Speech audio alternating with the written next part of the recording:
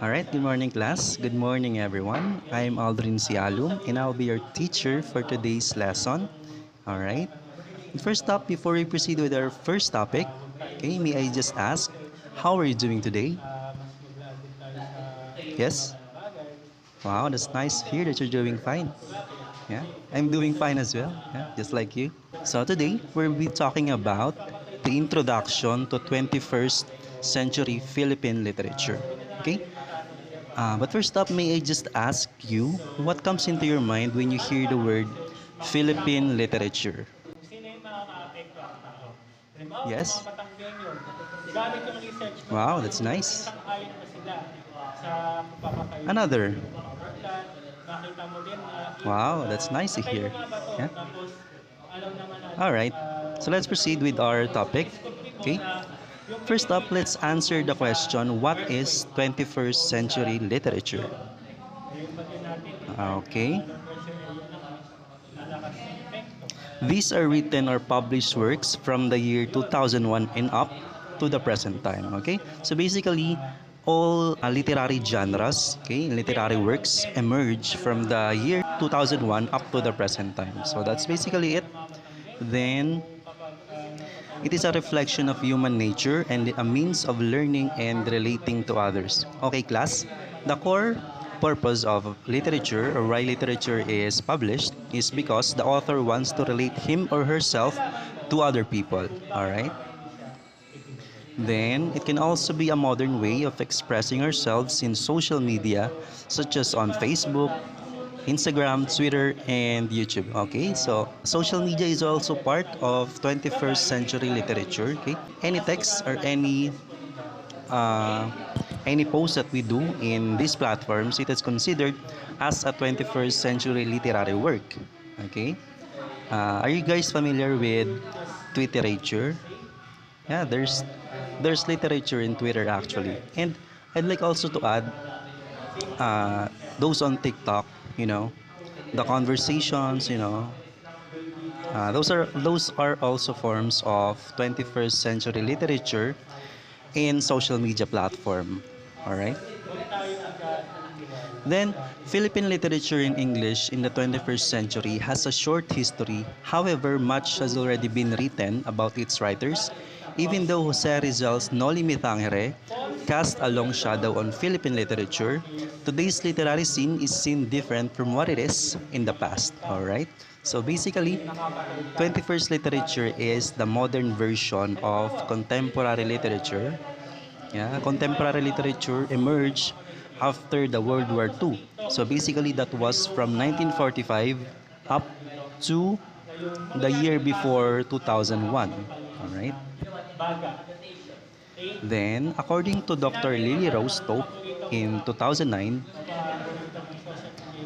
despite all linguistic debates about what is standard and what is not, creative writers have jumped the gun and used English, especially the non-standard kind, in the creation of language. So basically, the language or the English language in literature that we are using today is not the standard or uh, the standard kind that the international community has known.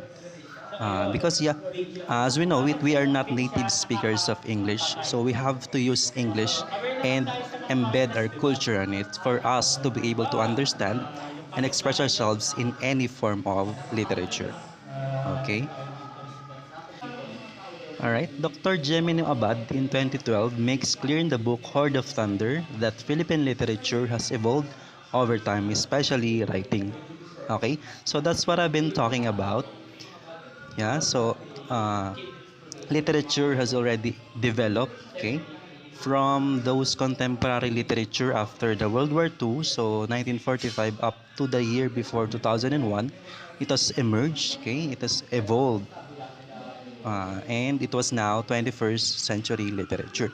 Thus, at the turn of the last century, American English having been established as the medium of instruction in our public school system, we began to write in English, but sooner than later, we wrote from it. What is crucial, in other words, is the making with words and words from a given historical language of an artifact which should have the power to move its readers by what it represents or simulates. Guys, take note the word to move its readers by what it represents. So, yeah, it's a way of embedding our culture in our literature. That's what, just like what our writers are doing, they are not adopting the standard English, the American English, or the British English, which is known in the international community, but we are Filipinizing the English that we have, okay?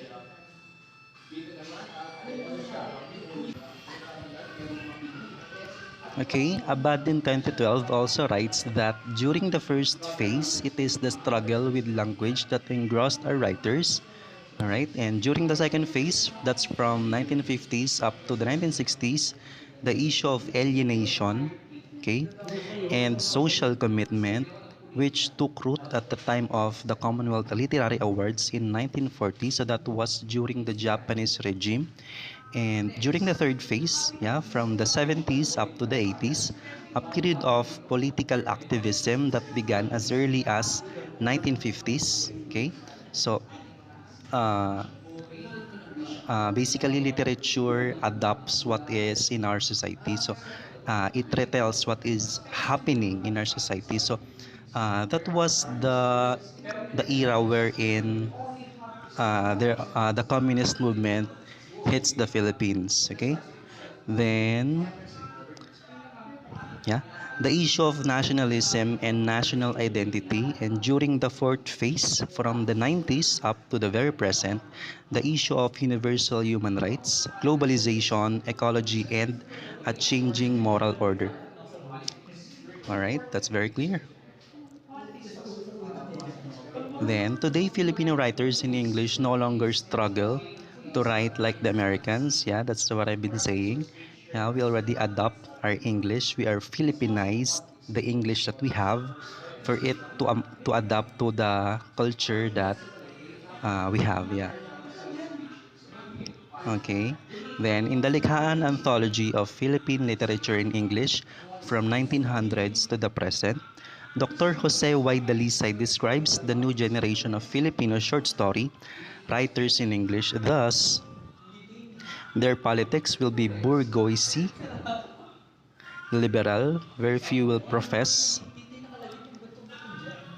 an active solidarity with the barefooted, bushwhacking Marxism of old. So, yeah, the literary genres and the literary form itself is evolving. It is not like just like before that is very traditional, it is very canonical. Now it is very modern and uh, very Filipinized. Yeah. Okay. Their chosen issues tend to be those of gender and sexuality, the environment, cultural identity, and individual freedom. So, I guess this is the result of being a democratic country. Okay.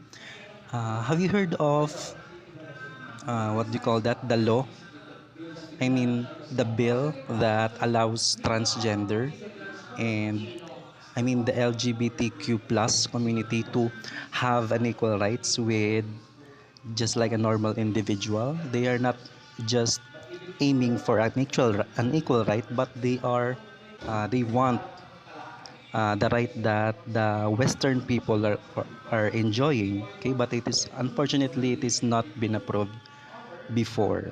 Okay. Then they possess a deafness of language that comes not only from reading but also from speaking and listening to the language of all the time. It is an English inflected with the resonances and accents of pop culture, the internet, and the stock market, yet also of the home in the province that no one ever quite leaves behind. So, the internet has a big impact in today's literature.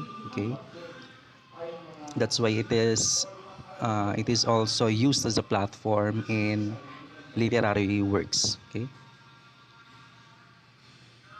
Then, according to the Lisay in 1998, Today's literature is derived from predominantly Western ways of writing and is influenced by Western writers, but not necessarily canonical writers. So that's what I've been saying. We adopted English, but not the standard one. We just embed a culture in it. Okay, and most of the time we are influenced. Our Filipino writers are influenced by Western writers. Just like their theme, they are talking about politics, gender equality, and such. Okay. Then it deals with uniquely Filipino experiences such as OCWs and the Filipino diaspora, the war in the countryside, the alienation of the middle class. All right. So those are global topics that our Filipino writers are dealing with. Okay, its forms of stories are no longer limited to realism but have assumed the forms and mindset of magic realism, metafiction, minimalism, sci-fi, parable, comic books, gothic horror, and postmodern parody. So as you notice, those are uh, most of them are European genres that we adopt or our Filipino writers already adopt, and they are now writing their own. Okay. Then, when it comes to language, our young writers today use English unapologetically, refusing to be burdened by colonial guilt. Quite a number of them write bilingually. So, as you notice, our Filipino writers don't write purely in English most of the time. I'm talking about most of them. Yeah. Instead, they are quoting Tagalog words, okay, Tagalog phrases. The purpose of it is for the Filipino readers to adopt, okay, to understand fully what the context is all about. Okay. Then in English lessons towards the aesthetics of the contemporary Filipino novel in English, Rafael Gibrion in 2000 stated that many novels incorporate myths, legends, and other tales, including those from popular culture, told originally and more commonly in Tagalog, Filipino, and other Philippine languages. Okay, class, are you familiar with Filipino sequels and adaptations?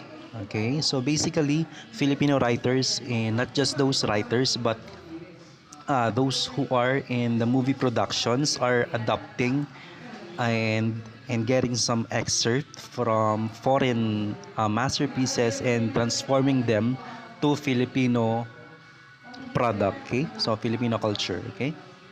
Then, alright, so Brion in 2000 posits that in calling attention to language, especially through the use of non-American or British English and of Filipino English, whether deliberate or accidental, the contemporary Filipino novelist in English consciously or unconsciously responds to post-colonial calls. So, that is the result of us being colonized by the Americans, okay? Not just Americans, but those who are in Western countries, we have been influenced by the way they create literary works and including their genres as well. Okay. Then here are some 21st century literary works from the Philippines. Okay, here are some published and famous literary pieces from our country. First, we have from Bob Ong, that's Aba, nakakabasa na pala ako. Can you notice the missing vowels? Okay, that's from the most famous Filipino writer, Bob Ong. The most mysterious, rather. Alright, then we have Para kay B, written by Ricky Lee. Then, Isang Daang Tula para kay Stella, written by Jason Paul Laksamana.